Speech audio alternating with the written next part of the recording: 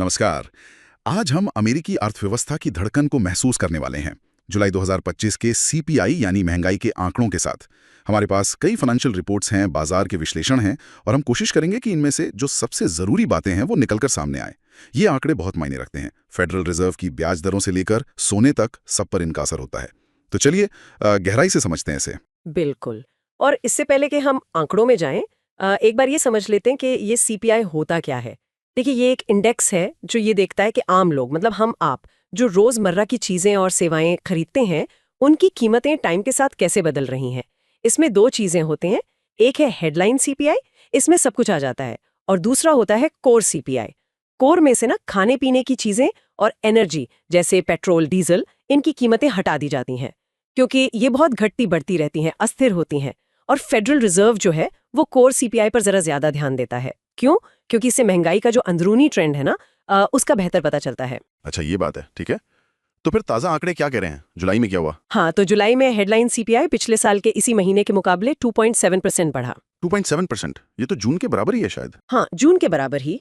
लेकिन इंटरेस्टिंग ये है कि बाजार सोच रहा था कि शायद 2.8% बढ़ेगा, तो ये उम्मीद से थोड़ा कह सकते हैं कम है। और अगर महीने दर महीने देखें, मतलब जून से जुलाई में, तो 0.2% की बढ़त है। ठीक है, तो हेडलाइन तो थोड़ा नरम है उम्मीद से, लेकिन आपने कोर सीपीआई की बात की थी, उसमें क्या चल रहा है? हाँ, यहीं पर थोड़ी कहानी बदल जाती है। देखिए, कोर सीपीआई मतलब बिना खाने पीने और एनर्जी के, वो साल दर साल 3.1% बढ़ गया। 3.1%? ये तो जून से ज्यादा हुआ। जून में शायद 2.9% था। बिल्कुल, जून के 2.9% से ज्यादा, और बाजार की जो उम्मीद थी 3.0% की, उससे भी ज्यादा। और महीने दर महीने देखें तो कोर सीपीआई 0.3% बढ़ा है। ये पिछले 6 महीनों में सबसे तेज मंथली उछाल है। ओह, तो हेडलाइन थोड़ी राहत दे रही है पर कोर चिंता बढ़ा रहा है। ये तो मिलीजुली तस्वीर हो गई। इन आंकड़ों में और क्या खास है, जैसे किन चीजों की कीमतें बढ़ी, किन की घटी? जबकि एनर्जी, ऊर्जा की कीमतें गिरी हैं। और कुछ रिपोर्ट्स ये भी कह रही हैं कि जो नए टैरिफ लगे हैं, आयात शुल्क, उनका असर अभी इन आंकड़ों में बहुत मामूली सा दिख रहा है, शायद आगे दिखे। हेडलाइन नीचे, कोर ऊपर।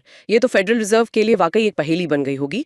इसका उनकी पॉलिसी पर, ब्याज दरों पर और सोने जैसी चीजों पर क्या असर पड़ सकता है? हाँ, ये सिचुएशन बहुत दिलचस्प है। देखिए, हाल ही में अमेरिका में नौकरियों के आंकड़े आए थे और वो उम्मीद से काफी कमजोर थे। हाँ, वो काफी चर्चा में थे। बिल्कुल। तो उन आंकड़ों के बाद बाजार में ये बातें तेज हो गई थी कि भाई अर्थव्यवस्था शायद धीमी पड़ रही है, तो फेडरल रिजर्व जल्दी ही ब्याज दरें घटाना शुरू कर सकता है। अब ये जो जुलाई का हेडलाइन सीपीआई उम्मीद से थोड़ा कम आया है, वो उन बातों को और हवा दे रहा है। तो क्या हम मान लें कि सितंबर में दरें घटना लगभग पक्का है? हाँ, यहीं पर वो कोर सीपीआई वाला पेंच आता है, क्योंकि कोर सीपीआई उम्मीद से ज्यादा तेजी से बढ़ा है। वो ये दिखा रहा है कि अंदरूनी महंगाई अभी भी काबू में नहीं आई है। ये फेड के लिए चिंता की बात है। उनके सामने एक तरह की दुविधा है, क्या वो धीमी पड़ती इकोनॉमी और कमजोर जॉब मार्केट को सहारा दें या फिर इस बढ़ती हुई कोर महंगाई से लड़ें। मुश्किल फैसला है उनके लिए। बिल्कुल। हालांकि ज्यादातर बाजार के जानकार यही मान रहे हैं कि कमजोर नौकरियों वाले आंकड़ों का वजन शायद ज्यादा है अभी।